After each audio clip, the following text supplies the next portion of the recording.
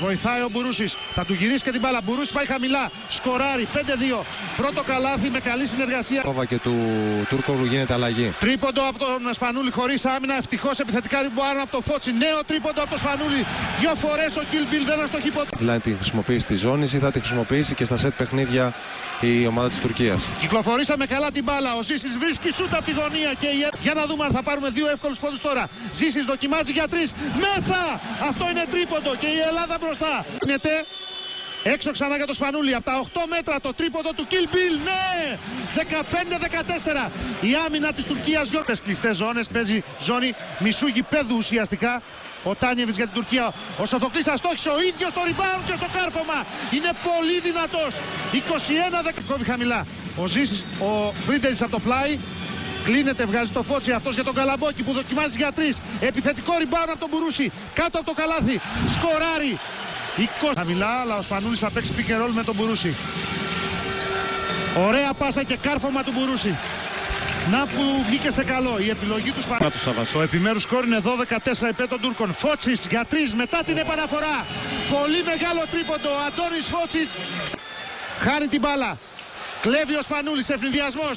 Σπανούλης με τον Τουλτσέρη στο 1-1. Τον περνάει, αστοχή, αλλά έρχεται ο Φώτσις με νέο follow. Τρέχει πρώτος στον ευνηδιασμό. Σπανούλης κρατάει την μπάλα. Σκρίνα από τον Σκορτσιανίτη. Τρίποντο από τον Σπανούλη. Ξυπνάει ο Κιλμπίλ. 30. Να το δούμε αυτό το μισμάτς. Του έδωσε την μπάλα ο Σοφοκλής. Να που ο καλύτερος πασέρ μας σήμερα είναι ο Σκορτσιανίτης. Figure 8 στην περιφέρεια. Πρίντεζης κατά μέτωπον. Πάει χαμηλά, ωραία πάσα, κάρφωμα. Καλάθι και φάουλ. Και πασάρι στον Μπουρούση. Με τους παίκτες κρεμασμένους πάνω του. Αυτός θα καρφώσει, θα πάρει και το φάουλ. Καταπληκτική πάσα του Πρίντεζη. Ανάμεσα σε δύο. Ευτυχώς ο Τουντσερί πήγε να κλέψει. Για γερά νεύρα. Σπανούλης πίσω από το σκύλο του Σκορτσιανίτη. Σκορτσιανίτης παίρνει ωραία πάσα τώρα από το Σπανούλη και σκοράρει. 5 δευτερόλεπτα. 52. 8-0 οι Τούρκοι. Σπανούλης για 3. Ναι. 56-55.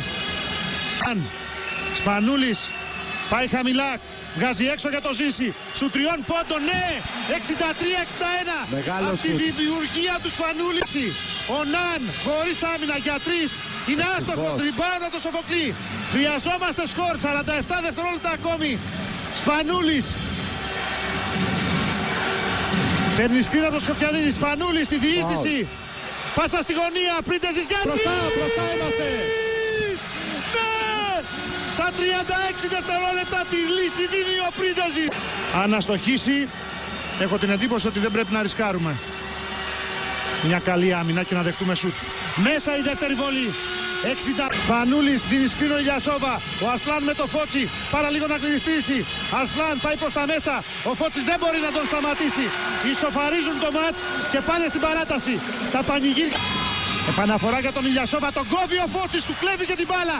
Καταπληκτική άμυνα από τον Μπάτμαν της Εθνικής. Σπανούλης με τον Τούρκογλου για 3. Ναι.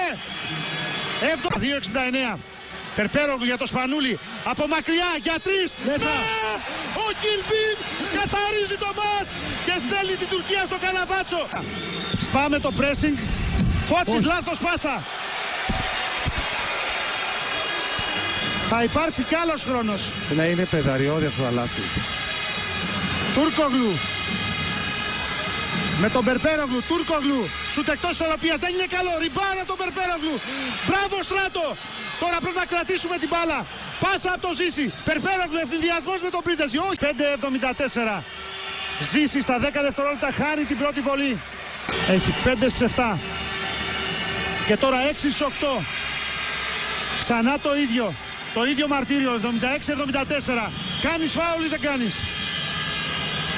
Αρσλάν. Δοκιμάζει σου 3 πόντων. Στο σίδερο. Το μακρινό ριμπάουντ του Φώτη. Η Ελλάδα είναι ξανά στη ζώνη των μεταλλίων. Το ελληνικό μπάσκετ είναι εδώ. Πιο ενωμένο. Πιο δυνατό από ποτέ. Στο Καναβάτσο την Τουρκία. 76-74. Αυτή η ομάδα έχει καρδιά. Και αυτή η ομάδα έχει καρδιά. Έχει κότσια. Έχει ψυχή. Και παίρνει την νίκη. Και τα λάθη είναι μέσα στο πρόγραμμα. γιατί μιλάμε για άπειρους παίκτες, οι περισσότεροι εξ αυτών, αν και το τελευταίο το έκανε ένας πολύ έμπειρος και ο αρχηγός της ομάδας ο Φώτης, ευτυχώς δεν κόστησε. Κάναμε 2-3 λάθη όταν